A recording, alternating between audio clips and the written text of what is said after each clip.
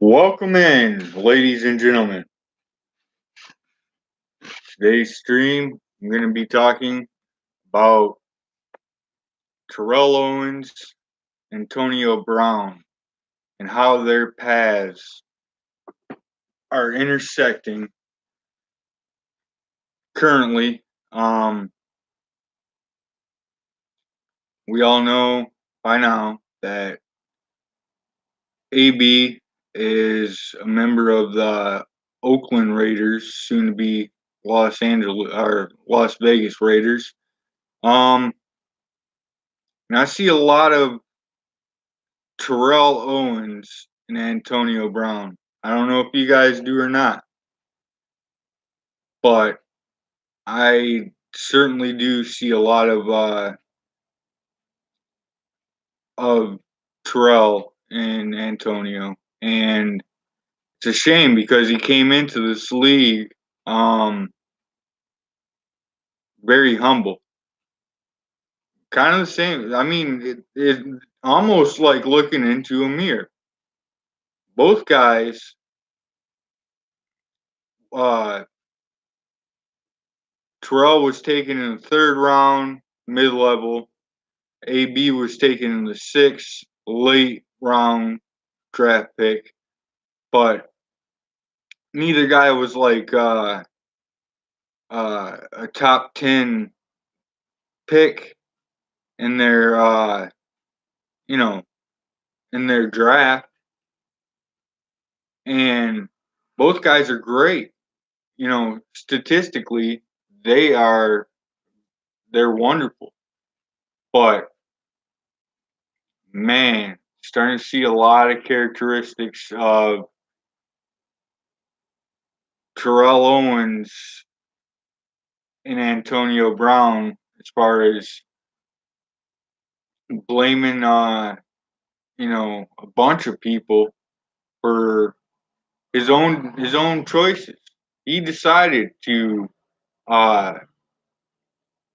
redo to sign that contract with the Steelers. No one else decided it for him. Um and now, he's bashed Ben, he's bashed Tomlin, now he's bashing Juju Smith Schuster, who all that young man has done since he's been in the league is look up to him and have his back. I mean, this is pathetic. And it's not going to be long until he gets. Look, I don't even think Gruden likes Derek Carr, tell you the truth. And it's not going to be long until Derek Carr is out of um, the Oakland Raiders organization. I firmly believe that. I do not believe that Gruden likes him, and I don't believe for a second that um, Antonio Brown's going to be happy playing with him because he's not going to get the numbers that he got in Pittsburgh. Uh, the catches, the receiving yards, all that. He's not going to get anywhere near that. So, it kind of is what it is when it comes to um, Antonio Brown. He made his bed, and now he's got to lie in it. So it's kind of, I don't know. I'd like to hear your guys' thoughts on, is Antonio Brown becoming, or is he already, this era's Terrell Owens? Like a great player, no doubt. Great numbers. But will he ever win a Super Bowl? Is he that divisive that he's gonna just tear up every team that he goes to? Because I don't think Oakland is gonna be his last stop. In fact, I'll be shocked if he makes it to Las Vegas by the time the Raiders are in Vegas. I just and another thing you have to consider when you're considering these two these two guys is they both share the same agent, Drew Rosenhaus. Um, look, I don't know the guy personally. All I can do is speak to his work, right? And his work with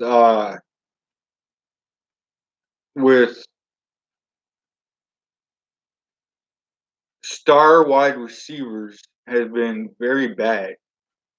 He's had Chad Johnson, Terrell Owens, Antonio Brown, Santonio Holmes. Now, Santonio was not on the other three's level, but I mean he's represented everyone else all right, pretty well. But when it comes to wide receivers, like really good ones, star ones, why is it that his star wide receivers do not are always in the news and getting attention for the wrong reasons? Anyways, I'm talking about Antonio Brown and Terrell Owens. I also want to talk about Kyler Murray and Kliff Kingsbury in the Arizona Cardinals. And lastly, I want to speak about LeBron James and him coming out with a statement that he's in a championship mindset. Like, what in the world is that? Uh, I don't know. I'm uh, hoping to get some more folks to join the chat.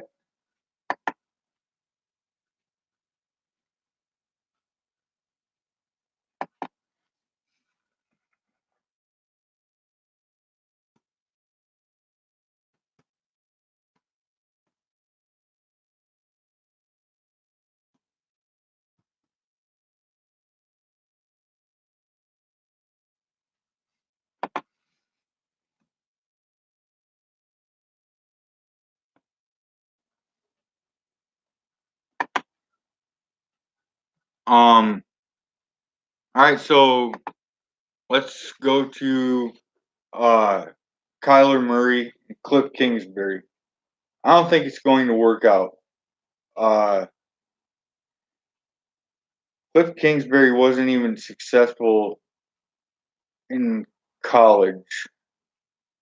Um, I have no reason to have confidence in him being successful in the NFL, especially with an organization that has had very little success. And the success that they did have was with a Hall of Fame quarterback and two of the best receivers of the last 20 years, Anquan Bolden and Larry Fitzgerald. And the quarterback, of course, was Kurt Warner. Um, Aside from those couple seasons, I've, what have the Cardinals ever done? And why would Kliff Kingsbury change any of that? I mean, you know, eventually defenses figure out quarterback. eventually, uh, and I say this with all due respect to Kyler Murray. I don't believe he's 5'10", and I don't believe he's 200 pounds. I think he plays at about a buck 80. Um, I think he's somewhere in the 5'8" to 5'9" range. And I don't really think it matters, to be honest. I really don't. Uh, but you got to look at what he had at Oklahoma, okay? He had he had a very, very good offensive line. He had good receivers who got open. Um, Basically, he had everything that a quarterback could want.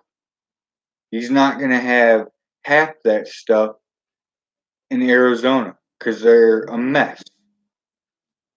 And that's why they have the number one overall pick. Because the worst team gets the best pick. Now, that said, I also think he's going to be on the field a lot because Arizona's defense is not good. Um, so it's going to be a lot of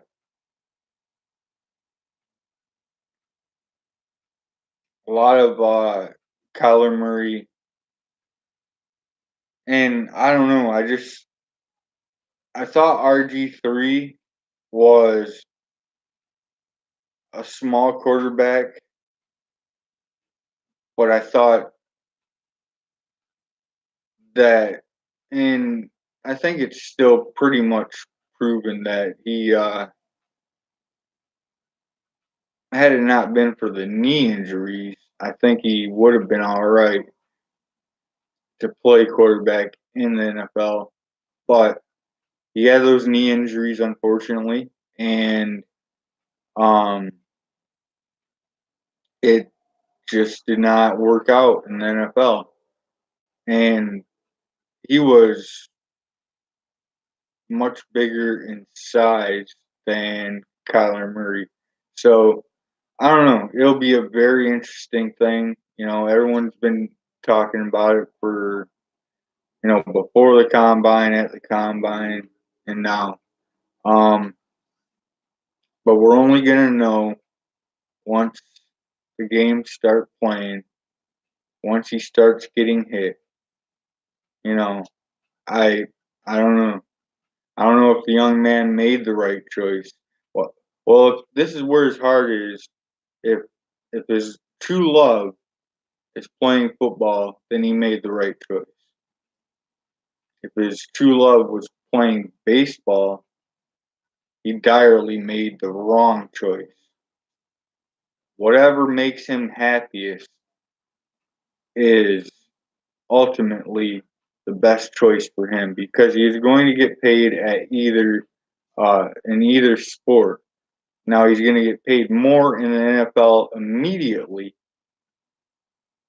but in the MLB, he potentially could have got paid a lot more on the other end, in the mid and uh, low uh, end of his career.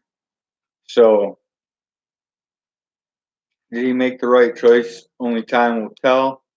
But I just don't see Kliff Kingsbury being any kind of. Everyone wants a Sean McVay. I'm sorry to tell you, but there's one Sean McVay, okay? Just like there's one Barry Sanders. You don't come across uh talented folks like that, but once in a while, okay? And when you do, uh, be thankful.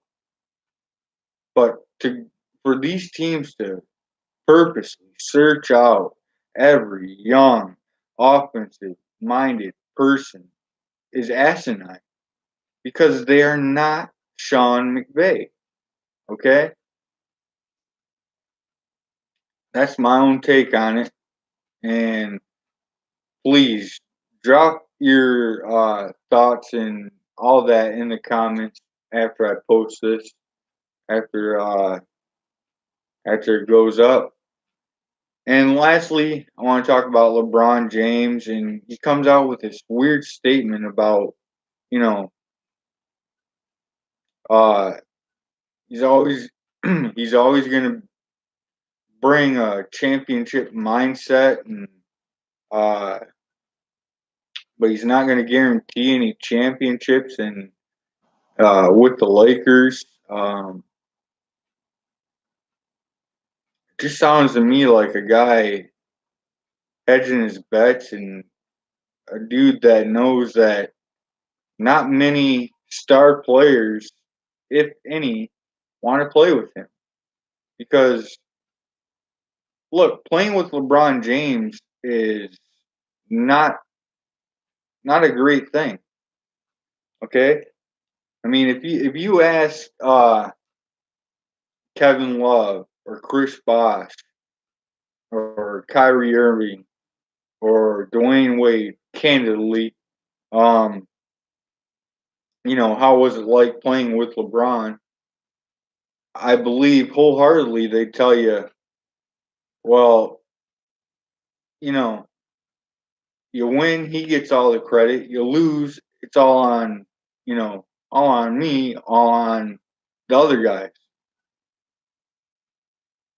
So yeah, I don't foresee um LeBron James attracting grade A star players to the Los Angeles Lakers. And I don't see them trade being able to trade for um, Anthony Davis. I think either Boston or some team we're not even thinking of is going to offer them um, something that they can't turn down. And now it may only be a rental, may only be for that year, but you know, after next year, how do you think LeBron's going to be if he gets no big time help and he doesn't make the playoffs again? Do you think LeBron James is going to be uh, doing backflips to get Anthony Davis in 2020 when they can actually sign him as a free agent? I don't. And I don't think LeBron really truly cares about basketball much anymore. I think his interests lie more in the other stuff he has going on uh, with movies and media and all that jazz. Uh, hey, and live his life. It's all good. I ain't got no problem with that. But don't be, I don't know, man. I was gonna say don't be stealing money, but I mean so many players have done it in the past. I can't get mad at him if he does it too. So, and when I say stealing money, it's just basically he's obviously not, stealing someone's money. He's just getting paid a lot from a team per year and not not worth nearly that amount. So we've seen it with many guys, and LeBron would not be the last. Anyways, championship mindset. I mean, that's something that you should always have, and I don't know why he even let those words come out of his mouth. it sounds ridiculous and sounds weird. And when he said, I'm not, I can't, or I'm not guaranteeing that we'll win a championship, that right there kind of sealed it for me. How about you? Laker fans, hit me up in the comments. Are you tired of LeBron? Do you want him off this team? Would you rather just go with the young guys and let LeBron's last years as an NBA player be somewhere else? Or are you glad he's a Laker and uh, do you still have hope he can actually bring in some big name players? Let me know uh, in the comments. If you like this video, uh, please hit the like button, the thumbs up button, and if you want to subscribe for more content, please subscribe. I gotta go. Peace.